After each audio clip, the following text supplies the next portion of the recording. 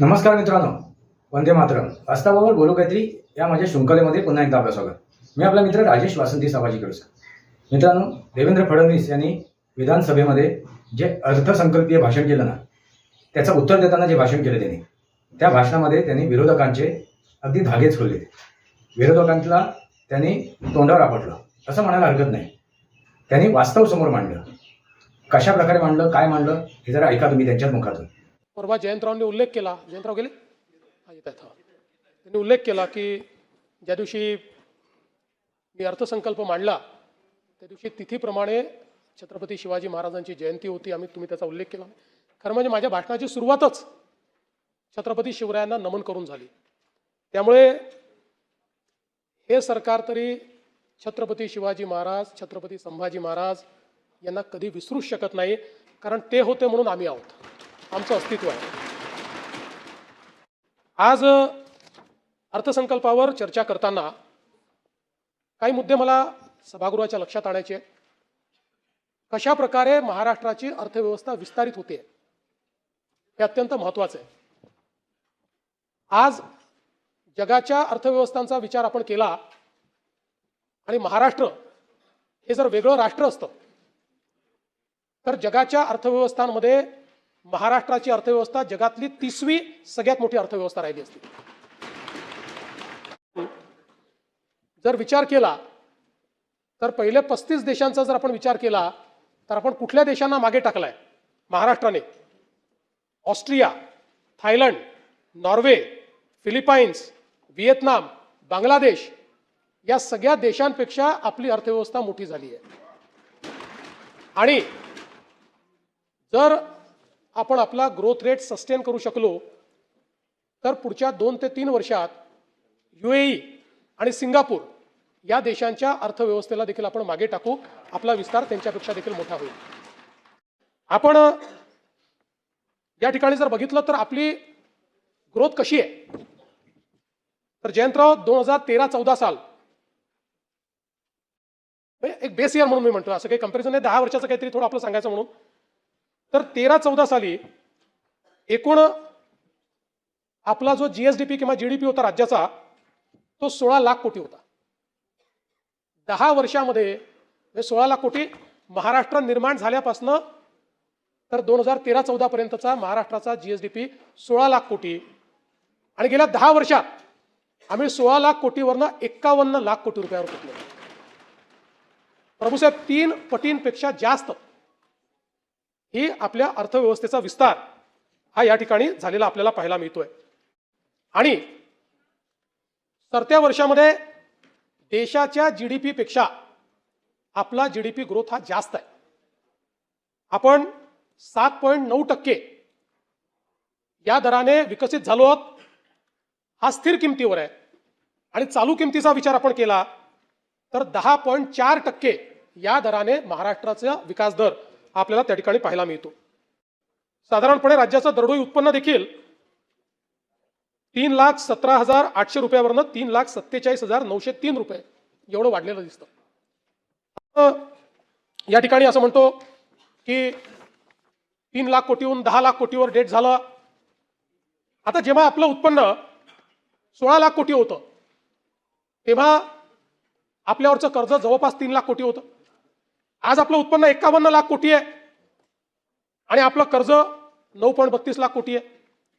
त्यामुळे आपण ज्यावेळेस वाढलेल्या कर्जाचा आकडा सांगतो त्यावेळी आपण वाढलेल्या उत्पन्नाचा आकडा सांगताना मात्र अखडता हात घेतो. स्टॅटिस्टिक्स हे एकतर्फी मांडलं तर असं वाटतं की काहीतरी डोंगर उभा होतोय. आणि आपल्याला कल्पना आहे की एखाद्या राज्याच्या संदर्भात राज्याची अर्थव्यवस्था चांगली याचे जे परिमाण आहे त्यातलं एक परिमाण आहे की देशाच्या सकल उत्पन्नाच्या किती टक्के त्या राज्याचं कर्ज आहे. आणि आपण साऊंड राज्य कुठलं म्हणतो तर 25% आत ज्यांचं कर्ज आहे ते चांगले राज्य आपण असं म्हणतो. महाराष्ट्राचं ते 18.1% आहे. आणि हे का महत्वाचं आहे? आता केंद्रीय करातनं मिळणारा हिस्सा हा केंद्रीय करातनं आपल्याला 2013-14 साली किती पैसे मिळायचे? 16,588 कोटी. ते 16,588 कोटीवरनं 25-26 मध्ये किती झाले? 87,903 कोटी,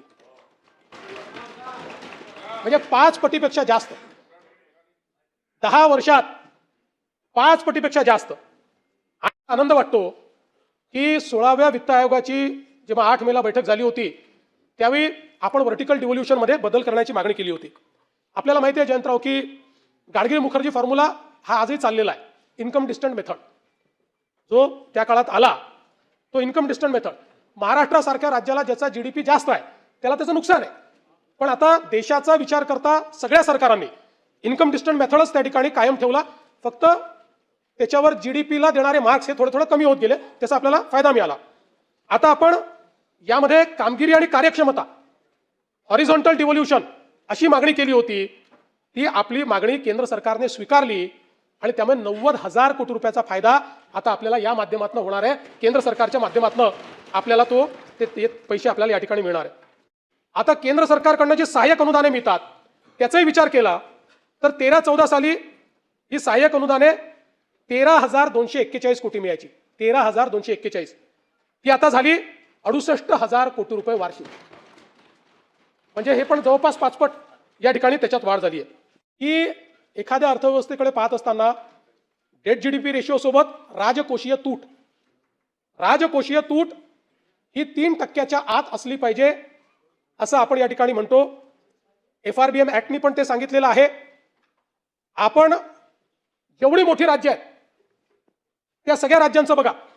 म्हणजे अगदी काल कोणी तेलंगणाचा या ठिकाणी उल्लेख केला की तेलंगणाचं पर कॅपिटा आपल्यापेक्षा जास्त आहेच कारण हैदराबाद त्यांना मिळालाय. पण त्यांचाही जो राजकोषीय तूट आहे ती 3.5% आहे.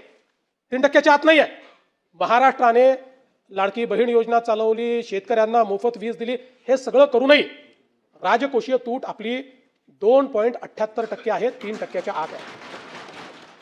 महसुली जमा राज्यामध्ये जी महसुली जमा आहे ती 13-14 साली आपली महसुली जमा किती असायची? ती असायची 1,55,000 कोटी रुपये. मी राऊंड फिगर करतोय, ते बाकी शिल्लक सोडून देतो. 1,55,000 कोटी रुपयावरनं ती 6,16,000 कोटी रुपयांवर 10 वर्षामध्ये पोहोचली. आता भांडवली खर्च, कारण आपल्यापैकी प्रत्येकाला माहिती आहे की तुम्ही कर्ज तर एवढं घेताय, भांडवली खर्चात काही वाढ झाली आहे की नाही? भांडवली खर्च केला तरच राज्य त्या ठिकाणी खऱ्या अर्थानं टिकणार आहे. आणि म्हणून 13-14 साली आपला भांडवली खर्च होता वर्षाला 25,129 कोटी. 25,129 कोटी. आता तो किती झालाय? आता तो झाला आहे पॅरास्टेटल सहित 2 लाख कोटी. आणि अगदी प्युअरली पॅरास्टेटलचा आपण का पकडतो की ज्यांना आपण कर्जाची हमी दिली आहे आणि त्यांचं कर्ज करता आपण अकाउंट फॉर करतो आणि त्याचे पैसे देखील आपण आरबीआयला भरतो, त्यामुळे आपल्या कर्जात ते दिसतात. आता आमचे जयंतराव तर थेट मणकर्णिका घाटावर पोहोचले. मला आनंद वाटला जयंतराव मंदिराचं, पुण्यश्लोक अहिल्यादेवींचं तुम्ही या ठिकाणी उल्लेख केला, चांगला उल्लेख केला. मला अतिशय आनंद आहे कारण शेवटी आपण धार्मिक लोक आहोत आणि अहिल्या माता तर अशा आहेत की ज्यांनी संपूर्ण देशामध्ये ज्यावेळेस परकीय आक्रमकांनी धार्मिक स्थळं उद्ध्वस्त केली होती ती सगळी स्थळं तयार करण्याचं काम हे अहिल्या मातांनी केलं. अर्थात तुमच्याही सरकारला अहिल्यादेवींचा सन्मान करण्याची संधी होती, पण 66 वर्षात तुम्ही अहमदनगरचं नाव अहिल्यानगर नाही केलं. हे खरं नाही आहे जयंतराव. आपण या ठिकाणी सगळ्यांकरता पैसे ठेवलेले आहेत. काही आराखडे आधी आले आहेत, काही नंतर आले आहेत, काही चालू स्कीम आहे. भीमाशंकरचा आराखडा आहे, घृष्णेश्वरचा आराखडा आहे, औंढ्यानाथनाथचा आराखडा आहे, त्र्यंबकेश्वरचा आणि परळी बैजनाथचा आता नवीन आराखडा 300 कोटी रुपयाचा त्या ठिकाणी आत्ता आपल्या शिखर समितीत आलेला आहे. जुना चालू आहे, त्याला पैसे दिले आहेत, पण त्यानंतर असं लक्षात आलं की याला रिवाईज केलं पाहिजे. विशेषतः ज्यावेळेस अजितदादा होते तर अजितदादांनी देखील आम्हाला विनंती केली होती की रिवाईज आराखडा घ्या, आणि म्हणून आपण तो रिवाईज करून तो आपल्या याच्यामध्ये आणलेला आहे. त्यामुळे त्यालाही आपण जे काही पैसे आहेत ते देणार आहोत. प्रभूसाहेब आमचे म्हणाले राज्यावर कर्ज अधिक आहे, तर मी म्हटलं आपण सोप्या शब्दात सांगावं. प्रभूसाहेब, मी तुमचं निवडणुकीचं ॲफिडेव्हिट बघितलं.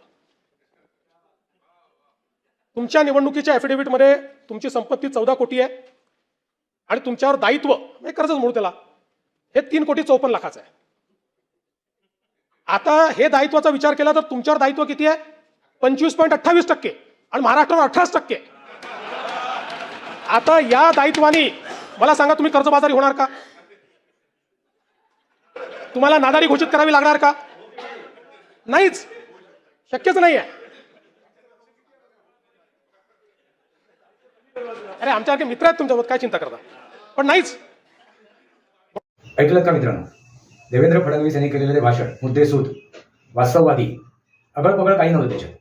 त्यांनी सुनील प्रभूंना सुद्धा त्यांची जागा दाखवून दिली आणि त्याबरोबर राष्ट्रवादीचे म्हणजे शरदचंद्रजी पवार राष्ट्रवादी काँग्रेस याचे नेते, शरदचंद्रजी पवार राष्ट्रवादी काँग्रेस याचे नेते जयंत पाटील यांनाही त्यांची जागा दाखवून दिली. त्यांनाही ते म्हणाले, जे काय भाषण करायचं ना ते अभ्यासपूर्वक करा, विचारपूर्वक करा, उगेच बोलायचं म्हणून बोलू नका, आरोप करायचे म्हणून आरोप करू नका, असं त्याने निष्कून सांगितलं.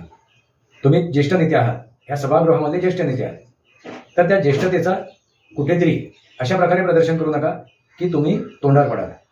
मित्रांनो, ह्या भाषणामध्ये स्पष्टरित्या एखादी व्यक्ती, एखादा नेता आपले विचार कसे मांडू शकतो, आपल्या विचारांना कसा तो ठेवू शकतो, त्याची कशी बांधणी करू शकतो, अगदी स्पष्टरित्या देवेंद्र फडणवीसने ते करून दाखवलं, त्या कृतीमध्ये करून दाखवलं.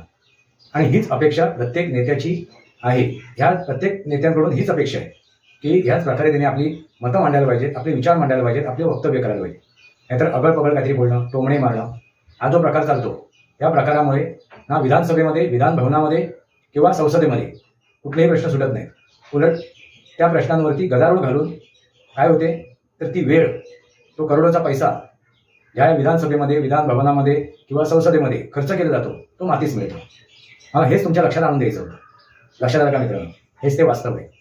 वास्तवावर बोलू काहीतरी या माझ्या शृंखलेला सबस्क्राईब करा, बेल आयकॉन दाबा, माझे विचार पडसे लाईक करा, आपले विचार कमेंट बॉक्समध्ये मांडा. तुर्तास इतकंच. भारत माता की जय, वंदे मातरम. जय भारत, जय महाराष्ट्र, जय सनातन.